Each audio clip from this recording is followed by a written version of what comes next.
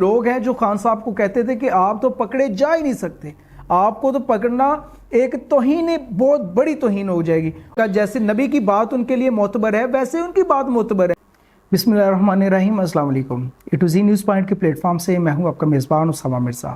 آج ہم بات کریں گے کہ پاکستان کی سیاست جو ہے کس طرف جا رہی ہے، پاکستان کی سیاست کے اندر کیا کیا تار چڑھاؤ آ رہے ہیں۔ آج ہم فیض الحسن چوہان صاحب کی جو وہ بات آپ تک پہنچائیں گے، وہ بات آپ کو سنائیں گے، جو بات ہم آپ کو بہت پہلے جو ہے اپنے چینلز کے تھرو، مختلف ویڈیوز کے تھرو آپ تک پہنچاتے رہے تھے۔ کون سی بات تھی وہ، کون سا ایک ایجنڈا تھا، وہ کون سی سوچ تھی جو کہ عمران خان صاحب عوام تک پہنچا رہے تھے، جس کو ہم بتا رہے تھے کہ خان صاحب جو سوچ عوام تک پہنچا رہے ہیں اس کا کیا خمیازہ بھگتنا پڑے گا۔ یہ 9 مئی کے واقعے کے بعد آپ کو پتہ چل گیا۔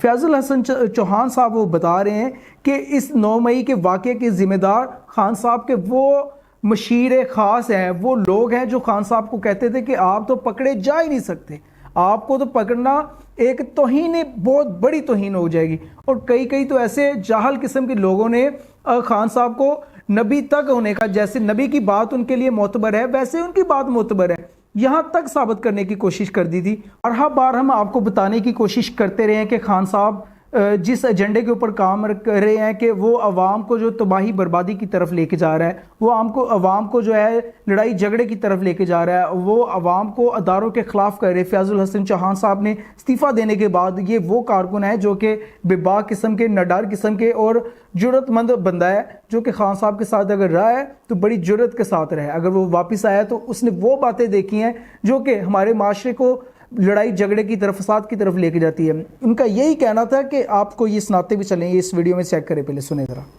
آپ کو پابند سلاسل کرنا تو سب سے بڑا گناہ، آپ کو تو کوئی ہاتھ بھی نہیں لگا سکتا اور نہ لگانا چاہیے۔ پھر کیا ہوا؟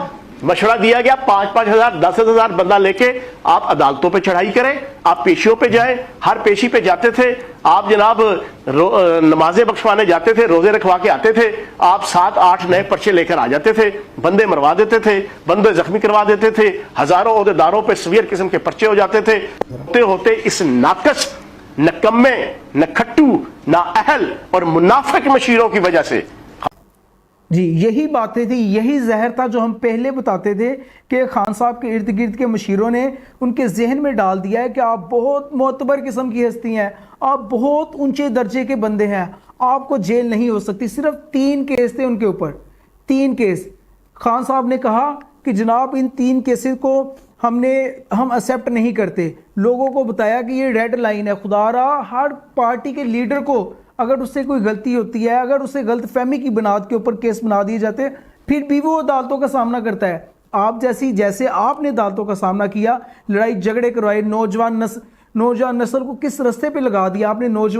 وہ نوجوان جو کہ ماؤں نے بڑی محنت سے پالے تھے، آپ نے اپنی انا کی خاطر، آپ نے اپنے آپ کو پروٹیکشن کے لیے، آپ نے اپنے آپ کو سیکیور کرنے کی خاطر ان نوجوانوں کی جو ہے کہ جانوں کی قیمتوں جو ہے کو نہیں سمجھا اور ان کی جانوں کی بلیاں چڑھا دی ہیں۔ آپ تو اب اپنے گھر میں محفوظ ہیں، وہ کہاں گئے نوجوان جو بیچارے آپ کو محفوظ رکھتے ہوئے آپ کی سیکیورٹی کے لیے مامور تھے اور جام شہادت کا نوش کر چکے ہیں، یا اپنے ریاستی اداروں کے ساتھ لڑ کے وہ اب جیلوں میں جا چکے ہیں، جن کے کیریئر خراب ہو چکے ہیں۔ خان صاحب اب تو آپ اندر بیٹھ گئے، آپ تو ان کو وکیل کے پیسے بھی نہیں دیتے ہوں گے، یا آپ کی پارٹی تو ان کو اتنا بھی سپورٹ نہیں کرتی ہوں گی۔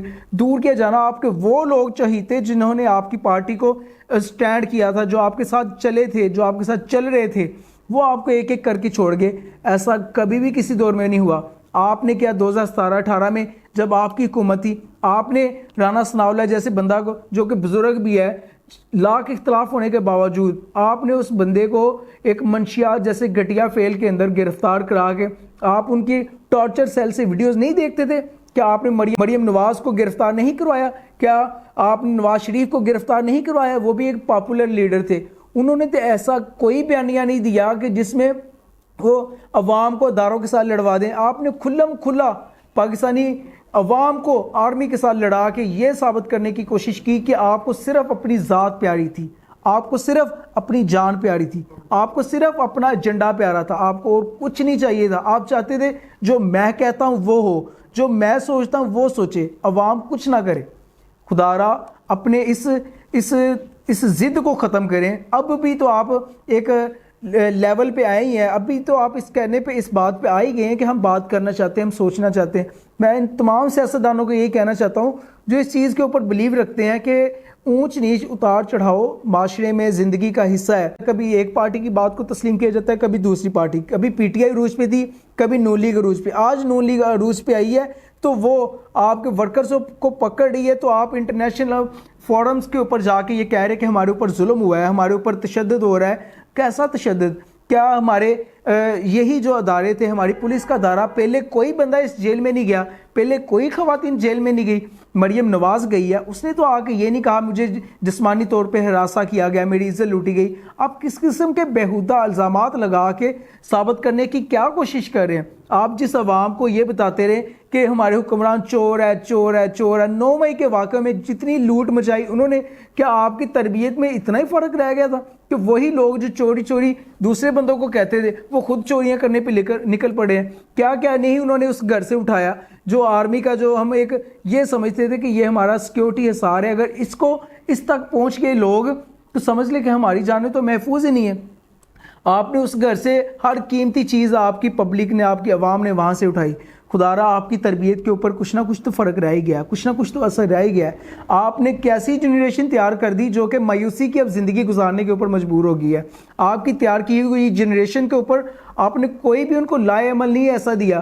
آپ نے ہر بات سے یو ٹرن لیے، ہر بات سے یو ٹرن لیے، ہر سوچ سے، ہر کوئی بھی ان کو نعرہ نہیں دے کے گئے، کوئی بھی آپ ان کو اتھینٹک سوچ نہیں دے کے گئے کہ وہ آپ کے بعد اس کے اوپر چل رہے. وہ اب آپ کی پارٹی بکھری ہے، ہر چیز بکھر گئی ہے. آپ کی پارٹی کے ہر بندہ جس کے اوپر بڑا اعتماد کرتے تھے وہ آپ کو چھوڑ گئے ہیں. آپ کی نوجوان نسل کہاں جائے بتائے؟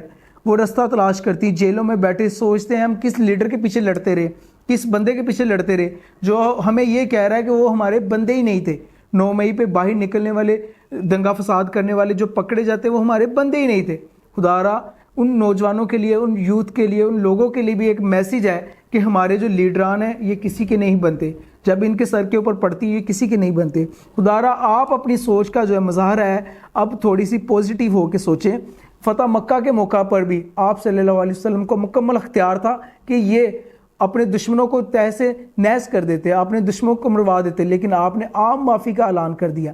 اگر آپ بھی چاہتے، اگر آپ حکومت میں آئے تھے، بڑے مینڈیٹ کے ساتھ آئے تھے، آپ اداروں کو ان کا کام کرنے دیتے، آپ اداروں کو آزادانہ چھوڑ دیتے. اگر ان کی غلطیاں ہیں تو ان کو لٹکا دو، لیکن آپ ان کے ساتھ مل کے اپنی معیشت کو، اپنی معیشت کو بہتر کرتے، اپنی تجارت کو بہتر کرتے، اپنے ملک میں امن سلامتی لاتے. لیکن آپ نے صرف اپنے اداروں کو اپنے مطلب کے لیے یوز کیا، لڑائی جھگڑے کروائے، ان کو اندر کیا، ان کو اب آپ ان کی حکومت آئی ہے تو اب آپ کا رونا، آپ کا یہ باتیں کرنا یہ کسی کام کا نہیں ہے.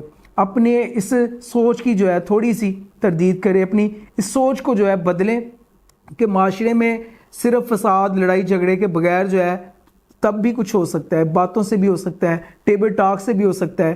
معاشرے کو بہتری کی طرف لانا ہو تو بات بھی کی جا سکتی ہے. آپ نے عوام کو اس لیول تک پہنچا دیا کہ اگر بات کریں گے تو ہم گناہ گار ہیں، اگر بات کریں گے تو ہم سمجھ لیں کہ ہم بھی کرپٹ ہیں.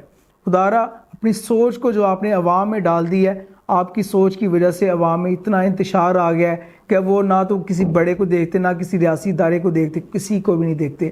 آپ کی سوچ جو عوام میں داخل کر دی گئی ہے اس کا خمیازہ پاکستانی عوام کو بھگتنا پڑ رہا ہے اور وہ بھگت رہے ہیں. جو دشمن 65 سالوں سے 75 سالوں سے پاکستان کا بال بھی بینگا نہیں کر سکا تھا، پاکستانی سرحدیں وہیں کی وہیں باؤنڈری لائن موجود ہے جو کہ آج بھی ہے.